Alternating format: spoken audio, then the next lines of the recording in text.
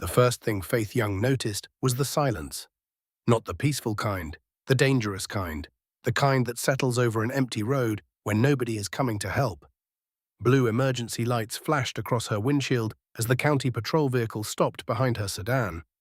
The late summer sun was sinking beyond the Kentucky fields, painting the horizon orange and gold. Faith tightened her grip on the steering wheel for a moment, then forced herself to relax. She knew the rules. Every black family in America knew the rules. Keep your hands visible, stay calm, speak carefully, survive the encounter. But Faith Young was not an ordinary driver. At 42 years old, she had spent nearly 2 decades investigating police misconduct across the state. She knew every tactic used by corrupt officers. She knew how intimidation worked. She knew how reports were manipulated. She knew how complaints disappeared into filing cabinets and never saw daylight again. What she did not know was that this routine traffic stop would soon expose one of the largest corruption scandals in Kentucky history. Earlier that morning, her day had begun like hundreds before it. She woke before sunrise in her modest Frankfurt home. The house was comfortable but unremarkable. A small brick property with creaking floors, aging shutters, and a porch that needed repairs. She preferred it that way. Her husband, Terence Hall, still slept upstairs while she brewed coffee in the quiet kitchen. The rich aroma filled the room as darkness slowly surrendered to dawn. Faith stood beside the window, watching neighborhood lights fade one by one. Most people who met her had no idea what she did for a living. She liked that. Power attracted attention. Attention attracted assumptions. Faith preferred facts. As Deputy Inspector General for the Kentucky Office of Police Accountability, her job involved investigating officers accused of breaking the law. Excessive force, fabricated evidence, illegal searches, civil rights violations, corruption. She had seen enough misconduct to understand a painful truth. Most bad officers never started as monsters. They started with small compromises. Small lies, small abuses. Then nobody stopped them. By 7 o'clock, she was already reviewing case files inside a dull government building with flickering fluorescent lights. Her office had no window, just a desk, filing cabinets, and shelves packed with years of investigations. That afternoon, she completed a lengthy case involving fraudulent overtime claims. Nothing dramatic, no headlines, no television cameras, just accountability. At 5 o'clock, she packed her laptop and prepared to leave.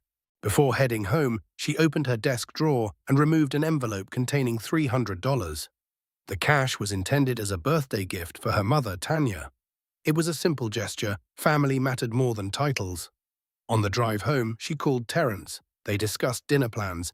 They joked about her mother's birthday celebration. Everything felt normal. Then Terence repeated the same warning he always gave. "Be careful on Route 9, Faith smiled. The warning sounded almost like a family tradition. That stretch of rural highway carried a reputation. Stories traveled through churches, barber shops, community centers, and family gatherings. Black drivers reported suspicious stops. Missing cash, threats, complaints ignored, rumors. Nothing proven, nothing documented, nothing strong enough for a formal investigation. At least, not yet. The road stretched ahead through open farmland as daylight slowly faded. Fields extended for miles beneath a wide Kentucky sky. There were no businesses, no neighborhoods, no witnesses. Only pavement. Only distance. Only possibility. Faith drove calmly, unaware that history was already moving toward her. A small personal dash camera blinked behind her rearview mirror. The device recorded continuously. It was a habit she developed years earlier after hearing her mother's story about a humiliating traffic stop that authorities refused to investigate. That memory had inspired her entire career. Now, as shadows lengthened across the highway, blue light suddenly appeared in her mirror. Faith pulled onto the shoulder. The patrol vehicle stopped behind her. For nearly 2 minutes, nobody exited. Then the driver's door opened. Deputy Dale Braddock stepped onto the gravel, and without realizing it, he began the final chapter of his career. Deputy Dale Braddock approached the driver's side window with the confidence of a man who believed nobody could touch him. His boots crunched against the gravel shoulder. His flashlight was already raised, despite enough daylight remaining to see clearly. Faith lowered her window halfway. The beam immediately hit her eyes. License and registration, Braddock said. No greeting, no explanation, no professional courtesy. Faith had investigated enough officers to recognize deliberate intimidation. "Good evening, Deputy," she replied calmly. "May I ask why I was stopped?" The deputy ignored the question. "License and registration." Faith slowly retrieved her documents, narrating every movement. Years of experience had taught her that transparency often prevented escalation. "My registration is in the glove compartment. My license is in my purse." Braddock accepted the documents without looking at them. "Where are you coming from?" "Frankfurt." "What were you doing there?" "Working." "What kind of work?" Faith noticed something immediately. He wasn't investigating a traffic violation. He was fishing, searching for an excuse, searching for vulnerability, searching for a target. "State employment," she answered. Braddock stared at her for several seconds, then he slowly walked around the vehicle.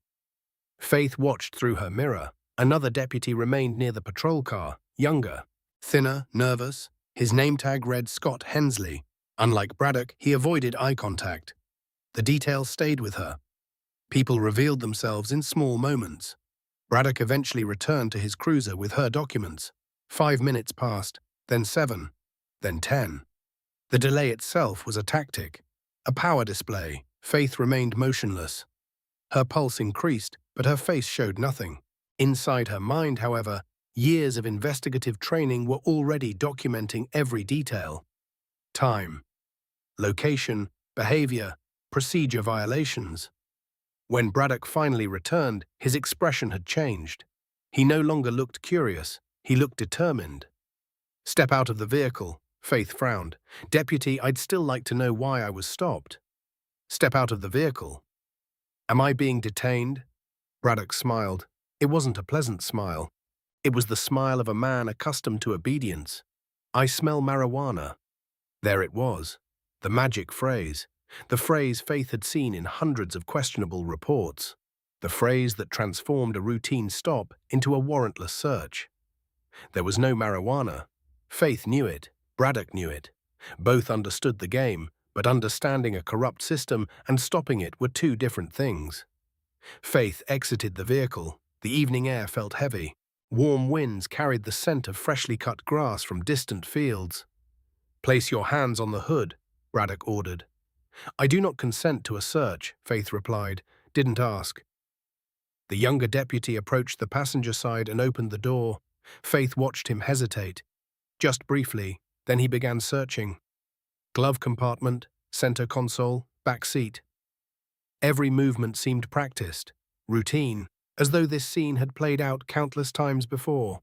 Braddock stood beside her, close enough to invade personal space, close enough to intimidate. "You know," he said quietly, "people drive through this county thinking nobody notices them." Faith remained silent. Then they learned different. She noted every word, every tone, every implication.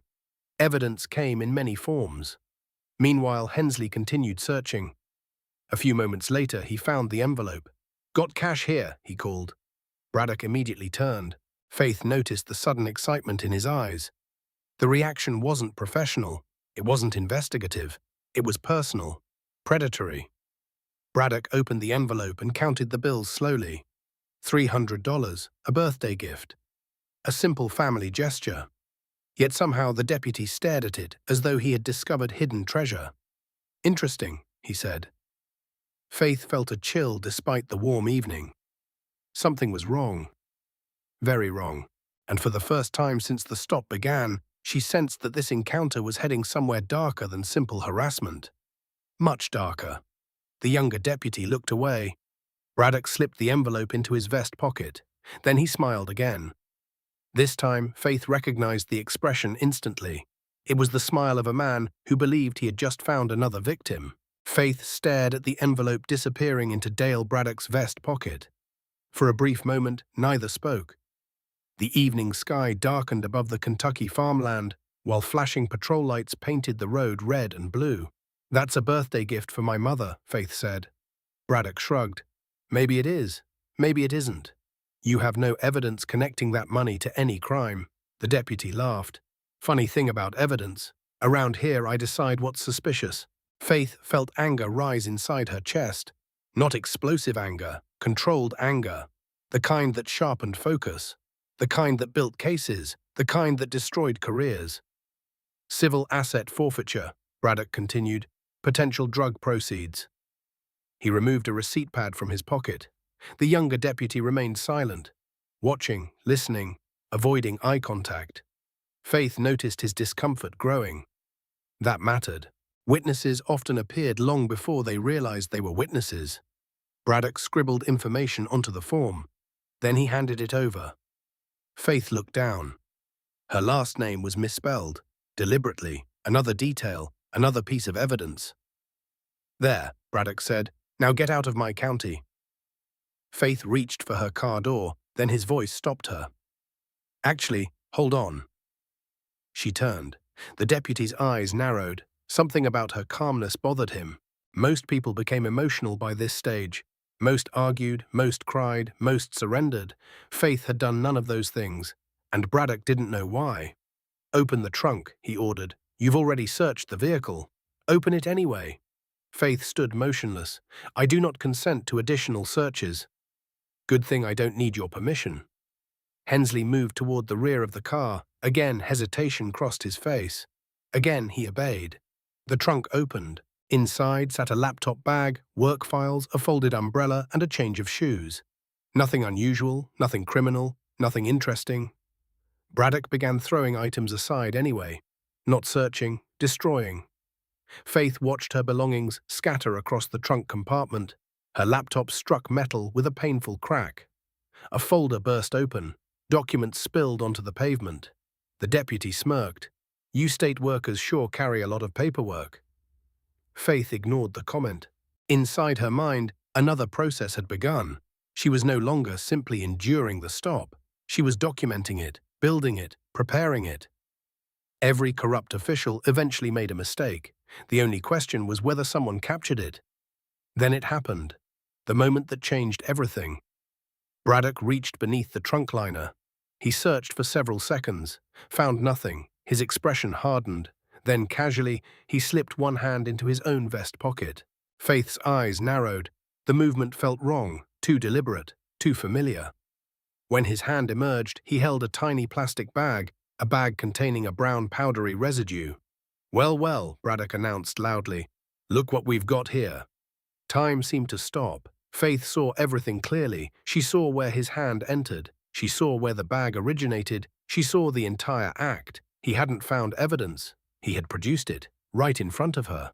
Without hesitation, without fear. Like a man performing a routine task. Because for him, it was routine. "Bag it," Braddock ordered. Hensley froze. For nearly 2 seconds, he didn't move. Faith watched the younger deputy's face. He knew he had seen it too. The realization passed between them silently. Then training, fear, and self-preservation won. Hensley accepted the bag. "That's not mine," Faith said. "Sure it isn't," Braddock replied. "You pulled it from your pocket." The deputy stepped forward. Close, dangerously close. "You want to repeat that?" His voice dropped almost to a whisper. The threat felt heavier than shouting. "I watched you plant it." For the first time all evening, genuine hostility appeared in Braddock's eyes, not annoyance, not arrogance, fear, because corrupt people feared witnesses more than criminals. "Listen carefully," he said. "Right now, this can stay simple. Possession, maybe paperwork, maybe nothing. But if you start making accusations, things get complicated." Faith stared directly at him.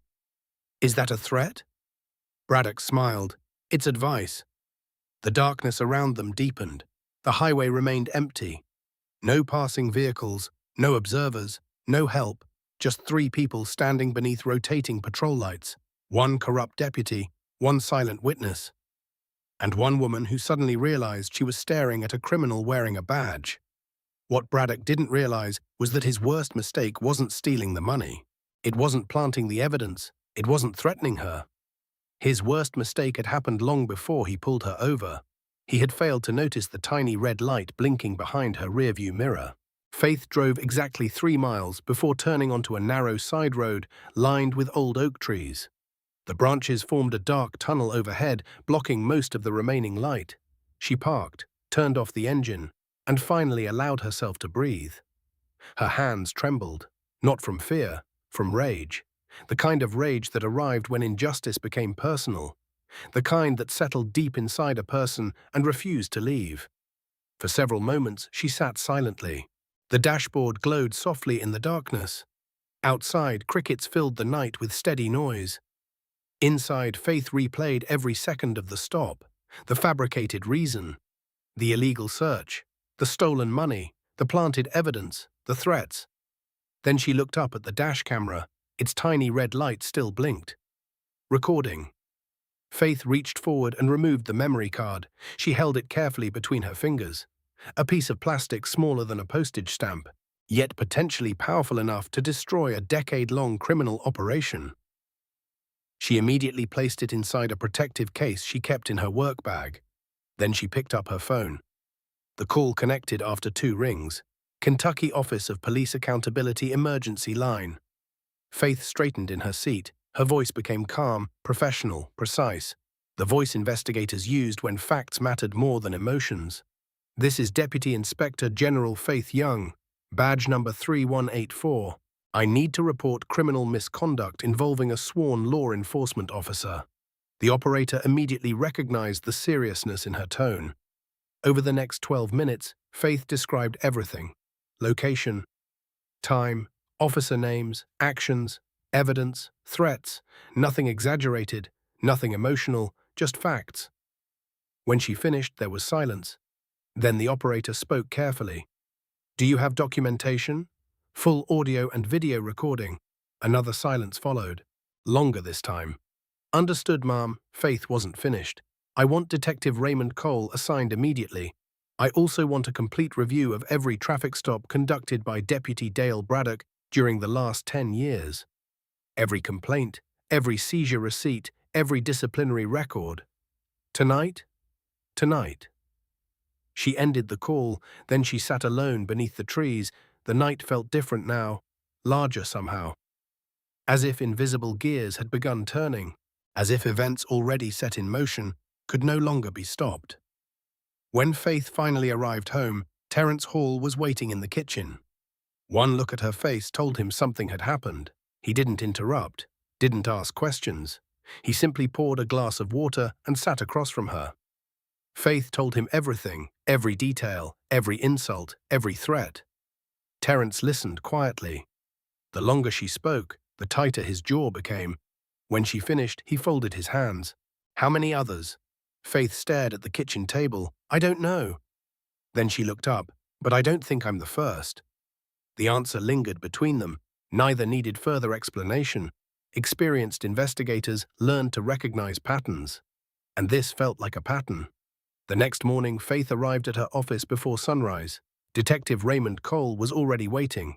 Tall, methodical, 15 years investigating internal corruption, a reputation for refusing political pressure, a reputation he had earned repeatedly. Several thick folders sat on the conference table. Cole looked tired, which meant he had worked through the night. You were right, he said. Faith took a seat. How bad? Cole opened the first file. Worse than I expected. For the next 3 hours, they reviewed records, traffic stop reports, seizure forms, complaint files, citizen statements. Patterns emerged almost immediately. The same highway, the same deputy, the same justification, the same outcome. No drugs, no arrests, only money. Again and again. Faith's stomach tightened. Every new file confirmed the same disturbing reality. This wasn't random misconduct. This wasn't one bad decision. This looked organized, systematic, profitable. Then Cole opened a spreadsheet. Rows of data filled the screen, thousands of entries. He pointed at one column. Look at the demographics. Faith studied the numbers, then studied them again. Her expression changed, because suddenly the scope became clear. This wasn't merely a corrupt deputy abusing authority. It was something much larger. Something that had survived for years. And according to the records in front of them, someone inside the department had been helping bury every complaint. Faith stared at the spreadsheet while morning sunlight slowly crept across the conference room table. Numbers rarely lied. People did. Reports did. Departments did, but statistics told stories nobody could easily hide. Deputy Dale Braddock had conducted more than 600 traffic stops during the previous decade. Over 80% involved black motorists. The county's black population was barely 12%. The disparity wasn't subtle, it wasn't explainable, it wasn't accidental. It was evidence. Detective Raymond Cole leaned back in his chair. Every complaint followed the same pattern, he said. Faith opened another file. The citizen's statement described an illegal search. Another described seized cash. Another described threats. Another described fabricated drug allegations. The names changed. The years changed. The victims changed. The story never changed. Faith felt sick, not because corruption existed. She had spent her career confronting corruption. What disturbed her was the scale. For 10 years, this operation had functioned openly. For 10 years, citizens had reported it. For 10 years, nobody stopped it. Who reviewed the complaints? She asked. Cole already knew the answer. He slid another folder across the table. Captain Elaine Crawford. The name appeared again, and again, and again. Every complaint routed through her office. Every complaint marked reviewed.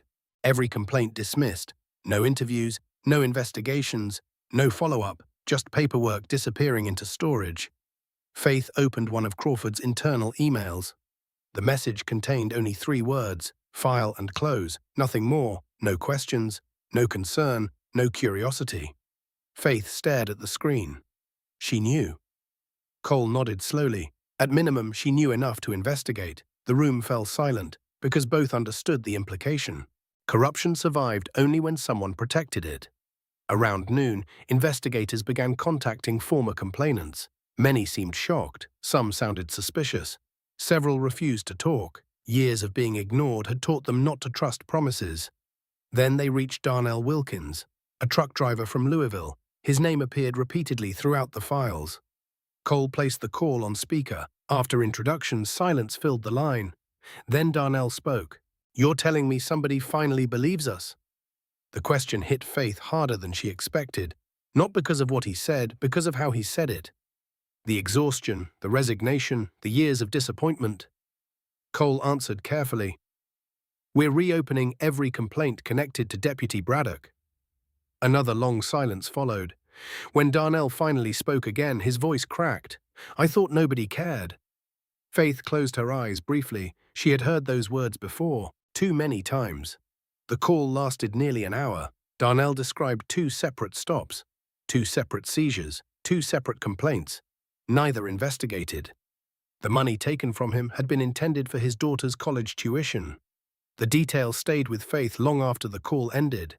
Corruption wasn't about statistics, it wasn't about policies, it wasn't about reports. It was about consequences.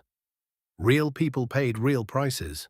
By evening, investigators had identified 31 potential victims willing to cooperate. 31. And that number continued growing. Faith reviewed statements late into the night. Nurses, teachers, veterans, college students, parents, business owners. Different lives, different backgrounds. Same story, same road, same deputy, same outcome. Near midnight, Faith finally returned home. Terence was waiting. She dropped several files onto the kitchen table. 31 confirmed victims so far. Terence looked at the folders, then at his wife. "And that's only the ones willing to talk." Faith nodded. Neither said what both were thinking. The real number was probably much higher. Much higher. The following morning, federal authorities became involved. The evidence package was too large. The civil rights violations too serious. The pattern too obvious. The FBI officially opened an inquiry. Subpoenas followed. Records requests followed. Financial audits followed. The investigation accelerated rapidly. Meanwhile, Dale Braddock remained completely unaware. He continued working his usual highway assignment, continued pulling over motorists, continued believing he controlled the road, continued believing complaints disappeared forever. That Thursday afternoon, Faith received a call from Raymond Cole. His voice sounded different, focused, controlled, urgent. "We found something," he said. "What kind of something?" There was a brief pause. Then Cole answered. "The money wasn't just disappearing. Faith straightened immediately. What do you mean? Follow the financial records. The forfeiture funds were being distributed, and some of those distributions lead directly back to people inside the department. Faith felt her pulse quicken. The case had just become bigger, much bigger, because corruption was no longer limited to one deputy abusing authority. Now it appeared that an entire network had been profiting from it. Faith arrived at the federal field office in Louisville before sunrise. Rain tapped softly against the building's windows. Gray clouds covered the city. The weather matched the mood. Inside a secured conference room, FBI agents, financial analysts, and state investigators reviewed evidence spread across several tables. The case had outgrown a local corruption investigation. Now it looked like organized fraud. Faith sat beside Raymond Cole as a forensic accountant projected financial records onto a screen. Rows of transactions appeared: county forfeiture deposits, department budget allocations, special equipment purchases, travel reimbursements, training expenses. At first glance, everything seemed ordinary. Then the analyst highlighted several recurring transfers. The room grew quiet. "These payments shouldn't exist," he said. Faith leaned forward. "Explain." The analyst clicked through additional documents. Money seized during traffic stops entered county accounts. That's legal under state guidelines, but portions were repeatedly redirected through discretionary funds with limited oversight. More documents appeared: names, authorizations, signatures, approvals. The pattern was unmistakable. Someone had created a system designed to convert stolen money into official revenue. And once stolen funds became revenue, questions disappeared. The room remained silent for several seconds. Then one FBI supervisor spoke. This wasn't negligence. Nobody disagreed. Negligence happened once. This had happened for years. Faith studied the signatures. Captain Elaine Crawford's name appeared repeatedly. So did several administrators from county leadership. The deeper investigators looked, the uglier the picture became. Meanwhile, 31 victims had become 47, then 52, then 60. Every day, more people came forward. News of the investigation had begun spreading quietly through communities across Kentucky. People who once believed nobody cared suddenly found reasons to speak. One elderly woman described losing grocery money. A veteran described losing savings intended for home repairs. A single mother described losing rent money. Faith listened to each story. Every statement felt personal. Every voice carried years of frustration, years of humiliation, years of silence. That afternoon, investigators interviewed Scott Hensley. The younger deputy arrived with an attorney. His face looked pale, exhausted, defeated. Faith watched from an observation room as questioning began. Initially, Hensley repeated standard answers. He claimed limited knowledge, limited involvement, limited responsibility. Then agents played the dashcam footage. The room changed. Hensley watched himself accept the planted evidence bag, watched himself remain silent, watched himself look away. Several minutes passed. Then he lowered his head. "How many years?" one investigator asked. Hensley didn't answer immediately. When he finally spoke, his voice barely rose above a whisper. 8. The observation room went silent. Faith felt her stomach tighten. 8 years? Another investigator repeated. Hensley nodded. Tears appeared in his eyes. "I should have stopped it." The confession continued for hours. Names, dates, locations, victims, methods, everything. According to Hensley, Braddock rarely worked alone. Most deputies avoided direct involvement, but many knew what was happening. Some benefited, others stayed silent. Fear protected the system almost as effectively as corruption. By evening, federal prosecutors believed they had enough evidence. Arrest warrants were prepared. Financial seizure orders followed. Search warrants followed. The machinery of accountability had finally awakened. Early Thursday morning, Dale Braddock parked beside his favorite highway observation point, the same location he had used for years, the same location where dozens of lives had changed. Coffee rested in his cup holder. Country music played softly through the cruiser speakers. To him, it seemed like an ordinary day. A black SUV appeared in his rearview mirror. Then another, then two more. Braddock frowned. His instincts immediately sensed trouble. The vehicle stopped. Doors opened. Federal agents stepped out. Raymond Cole stepped out. Braddock's expression hardened, confusion mixed with irritation, then concern, then something closer to fear. Cole approached the driver's window. The irony wasn't lost on him. For years, Braddock had ordered people out of their vehicles. Now someone else stood beside his door. Cole knocked once. "Deputy Braddock," he said calmly, "step out of the vehicle." Braddock stared at him. "What's this about?" Cole held up a document. Federal warrant. For the first time in over 10 years, Dale Braddock realized he no longer controlled the situation, and as he opened the cruiser door, he saw something that finally made his confidence disappear. Standing beside the agents was Faith Young. Watching silently, watching calmly, watching the beginning of his downfall, Dale Braddock stepped from the patrol cruiser slowly. The confidence that normally defined him had vanished. For years he had controlled every traffic stop, every conversation, every outcome.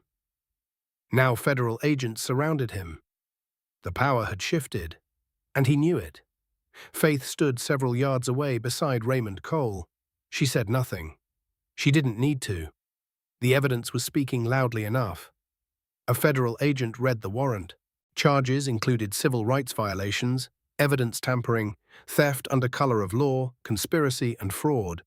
Each count landed harder than the one before. Braddock shook his head. "This is ridiculous." Nobody responded. "I've served this county for 16 years. Still nobody responded. The handcuffs clicked around his wrists. The sound echoed across the empty highway. For countless victims, it represented something they thought would never happen. Accountability. As agents escorted him toward the SUV, Braddock finally looked directly at Faith. The arrogance was gone. Only anger remained. "You did this." Faith met his stare. "No, Deputy, you did this yourself." Minutes later, his cruiser was searched. Investigators photographed everything.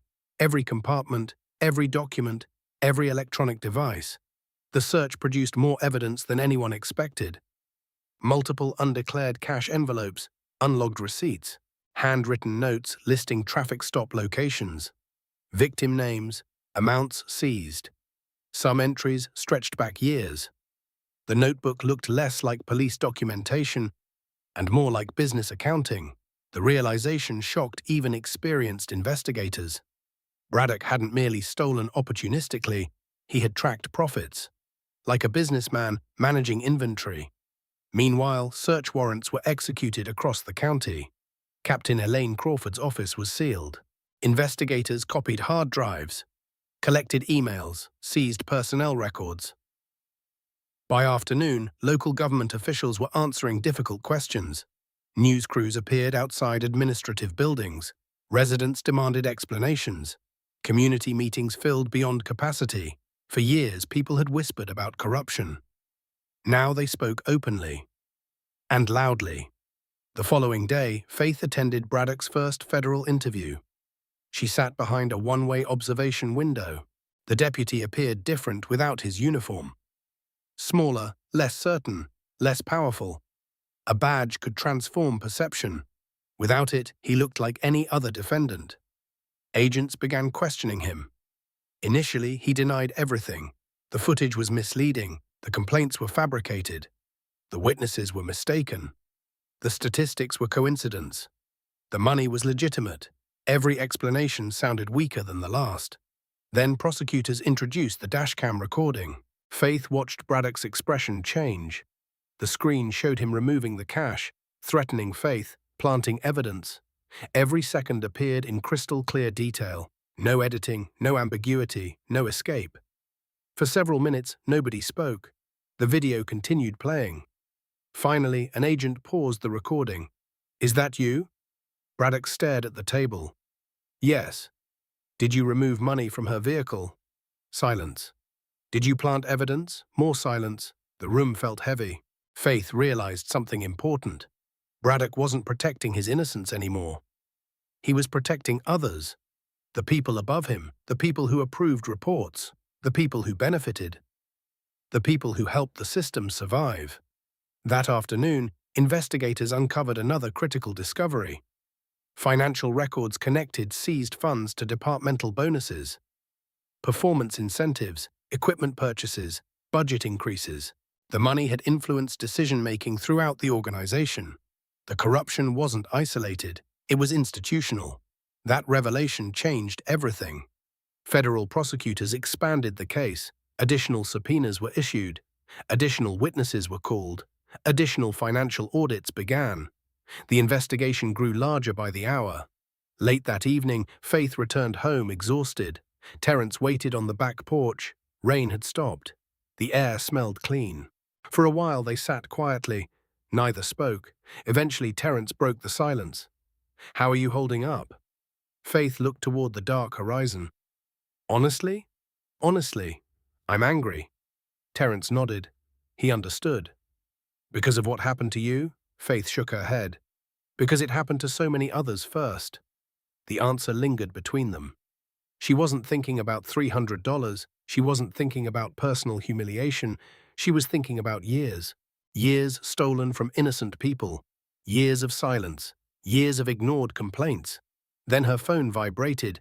A message from Raymond Cole appeared. 3 words. "Check your email." Faith opened her inbox. A newly discovered document had been attached. An internal memo, signed years earlier. And as she began reading, her expression changed. Because the document suggested someone far above Captain Crawford may have known exactly what was happening all along. Faith barely slept that night.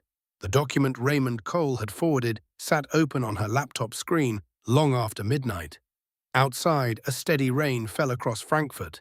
Inside, the glow from the monitor illuminated a truth that felt heavier with every page. The memo was 8 years old. Official, signed, archived, and apparently forgotten. At least by everyone except the investigators now rebuilding the entire story. The document summarized concerns about unusual traffic stop patterns in the county. Several analysts had flagged racial disparities. Several supervisors had recommended audits. Several complaints had already accumulated. Nothing happened. The memo moved upward through administrative channels, then disappeared. But one signature near the bottom changed everything. Assistant Commissioner Robert Mercer. A senior state official responsible for regional oversight. Someone with enough authority to intervene. Someone who chose not to. Faith stared at the name. She recognized it immediately. Mercer had spent decades building a reputation as a reform advocate. He gave speeches about accountability. He attended conferences. He appeared on panels discussing ethical policing. His public image was spotless. The memo suggested something very different. The next morning, federal investigators assembled again. The atmosphere felt tense. The case had already destroyed careers. Now it threatened reputations far beyond the county. Raymond Cole placed additional records on the conference table. "We found more," he said. The files connected Mercer to multiple ignored warnings, internal reports, data reviews, citizen complaints, budget discussions. Nothing directly proved criminal participation. But the pattern was troubling. Very troubling. Mercer had been informed repeatedly, and every time he chose inaction. One FBI attorney summarized it bluntly. Best case scenario, he protected the system through negligence. Worst case scenario, he protected it intentionally. Neither possibility looked good. Meanwhile, public attention exploded. Television crews arrived from across the country. National newspapers published investigative features. Civil rights organizations demanded broader reviews. Former victims continued coming forward. The official count passed 80, then 90. Every interview revealed similar experiences. Different years, different circumstances. Same road, same deputy, same outcome. One afternoon, Faith met several victims in person. The gathering took place inside a church community center near Louisville. Metal folding chairs filled the room. Coffee sat on a side table. Families quietly shared stories. Faith listened more than she spoke. An elderly veteran described feeling powerless. A nurse described losing emergency savings. A young father described explaining missing rent money to his children. Each story carried emotional scars, not just financial losses. Humiliation, fear, distrust. The invisible costs corruption left behind. Near the end of the meeting, Darnell Wilkins approached her. The truck driver looked older than his records suggested. Years of frustration had settled into his face. "Can I ask you something?" he said. "Of course. Why didn't you quit?" Faith looked surprised. "Quit?" Darnell nodded. "After what happened, after realizing how big this thing was, most people would have walked away." Faith considered the question, then thought about her mother, about that story from 22 years earlier, about the complaint nobody investigated, about the anger that shaped her entire career. "Because someone should have done it for her," Faith said quietly. Darnell understood immediately. He smiled, not a happy smile, a grateful one. Later that evening, federal prosecutors finalized their strategy. The evidence against Braddock was overwhelming. The evidence against Crawford continued growing, and now investigators had begun examining Mercer as well. The corruption web stretched farther than anyone originally imagined. Before leaving the office, Raymond Cole received an unexpected call. His expression changed immediately. He listened for nearly 2 minutes without speaking. Then he hung up. "What happened?" Faith asked. Cole looked directly at her. "We just received a request from Washington." Faith frowned. "Federal headquarters?" "Higher." The room became silent. "How much higher?" Cole exhaled slowly. "A congressional oversight committee wants access to every file." Faith felt a chill run through her. The scandal was no longer a Kentucky story. No longer a regional story. No longer even a federal investigation. It was becoming a national reckoning. And somewhere inside thousands of pages of evidence, investigators believed they were still missing one final piece. One piece capable of bringing down everyone who helped keep the corruption alive. By early October, the investigation had grown far beyond anything Faith Young imagined on the night she was pulled over. What began as a stolen $300 had evolved into one of the largest civil rights cases in Kentucky's recent history. Federal prosecutors now possessed thousands of documents, financial records, internal emails, traffic stop reports, witness statements, dashcam footage, audit findings. The evidence filled entire rooms. And still, investigators kept discovering more. The Congressional Oversight Committee's involvement accelerated everything. Officials who once ignored inquiries suddenly became cooperative. Records previously labeled unavailable appeared within days. Witnesses who had remained silent requested interviews. People were beginning to understand that the system protecting Dale Braddock was collapsing, and nobody wanted to be trapped beneath the ruins. 3 weeks before trial, the final missing piece emerged. It arrived through an anonymous source, a plain envelope, no return address, no explanation. Inside was a flash drive. Faith watched as federal technicians examined its contents. The files contained archived emails spanning nearly 7 years, hundreds of messages, many routine, many irrelevant. Then investigators found the important ones: communications between Captain Elaine Crawford and Assistant Commissioner Robert Mercer. The room fell silent, because the emails removed all doubt. Mercer had known, not suspected, not heard rumors. Known, detailed reports had reached his office repeatedly, statistical analyses, citizen complaints, internal warnings, everything. One email from Crawford stood out. Additional complaints received regarding Braddock. Recommend no formal review. Investigation may create unnecessary public scrutiny. Mercer's response arrived less than 30 minutes later. Agreed. Handle internally. Avoid escalation. Faith stared at the screen. For years, victims believed nobody listened. The truth was worse. People listened, then deliberately looked away. Federal prosecutors immediately expanded the case. Mercer resigned publicly 2 days later. His statement cited personal reasons. Nobody believed it. News outlets reported the truth within hours. Headlines spread nationwide. Questions followed, then subpoenas, then formal inquiries. Meanwhile, jury selection began. The courthouse in Louisville became the center of national attention. Reporters crowded sidewalks. Satellite trucks lined nearby streets. Victims traveled from across the state. Many simply wanted to witness accountability. Many wanted proof that powerful people could still face consequences. Faith attended every preparation meeting, not as a victim, not as a public figure, as an investigator. She reviewed evidence, helped organize timelines, prepared witness testimony, and quietly carried the weight of dozens of stories. The night before opening arguments, she sat alone in her office. The building was empty. Most lights were off. Rain tapped softly against the windows. A stack of victim statements rested on her desk. Faith opened one at random, then another, then another. Each described fear, humiliation, powerlessness.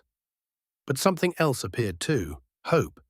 The hope that maybe this time someone would listen. Faith thought about her mother. 22 years earlier, Tanya Young filed a complaint that disappeared forever. No investigation, no accountability, no answers. Just silence. Now everything felt different. Because silence had finally been broken. Her phone buzzed. A message from Raymond Cole appeared. Ready for tomorrow? Faith smiled slightly, then typed her response. Ready. She shut down her computer, collected her files, and walked toward the exit. Outside, the rain had stopped. The clouds were clearing. For the first time in weeks, stars appeared overhead. Faith paused beside her car. Tomorrow, the evidence would be presented publicly. Tomorrow, victims would finally tell their stories. Tomorrow, a jury would begin deciding whether justice still meant something. She opened the driver's door, then stopped. Across the parking lot, a television mounted inside a nearby restaurant was broadcasting the evening news. The screen showed Dale Braddock entering the courthouse, head lowered, hands restrained, surrounded by federal marshals. The man who once controlled an entire stretch of highway now looked completely powerless. Yet Faith knew the most important moment had not happened yet. Because handcuffs were only the beginning. The real verdict was waiting inside the courtroom. The federal courthouse in Louisville was already crowded before sunrise. Television crews filled the sidewalks. Reporters lined the entrance. Victims and families waited patiently outside the security checkpoints. Everyone understood they were about to witness more than a criminal trial. They were about to witness a reckoning. Faith Young entered quietly through a side entrance. No cameras, no interviews, no speeches. That had never been her style. Inside courtroom 4, the atmosphere felt heavy. 12 jurors sat waiting. Federal prosecutors organized evidence. Defense attorneys reviewed notes. And at the defendant's table sat Dale Braddock. For years, he had worn a badge. Now he wore a dark suit. The transformation seemed symbolic. Authority had disappeared. Only accountability remained. Opening arguments lasted most of the morning. The defense attempted to portray Braddock as an aggressive officer following departmental culture. A flawed man, not a criminal. The prosecution responded with facts. Facts were far more dangerous. Then came the evidence. The dashcam footage appeared on large courtroom screens. Every juror watched carefully. Every reporter watched carefully.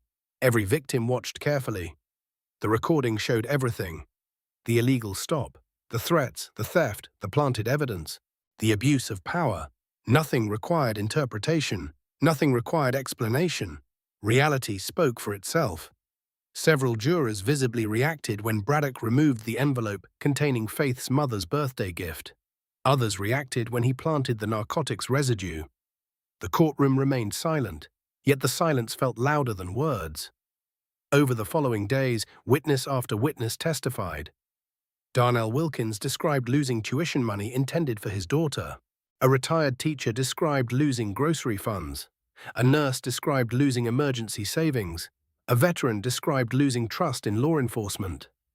Every story revealed another layer of damage. The money mattered, but the emotional cost mattered more. Trust, once broken, required years to rebuild, sometimes longer.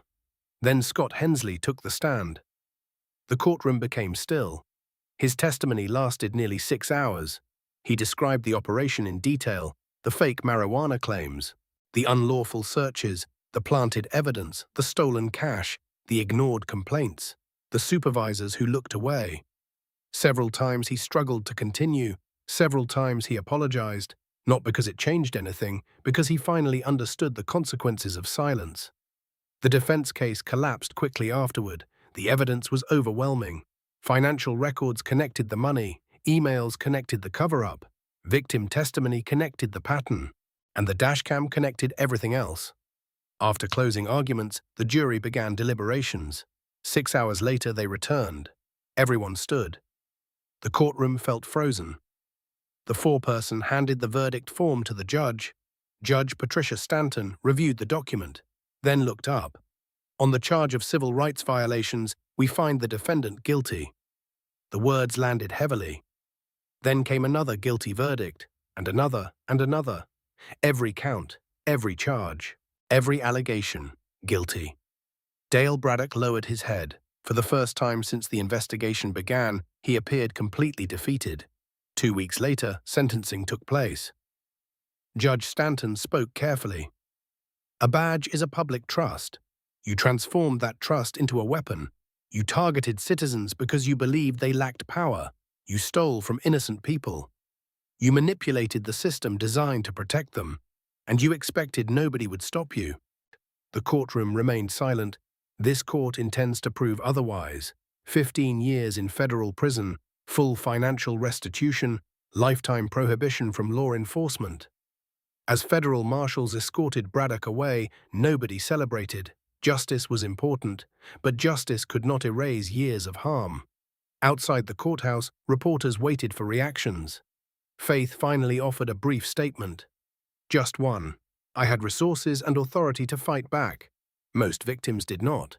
Justice should never depend on luck. Months later, reforms were implemented throughout the county.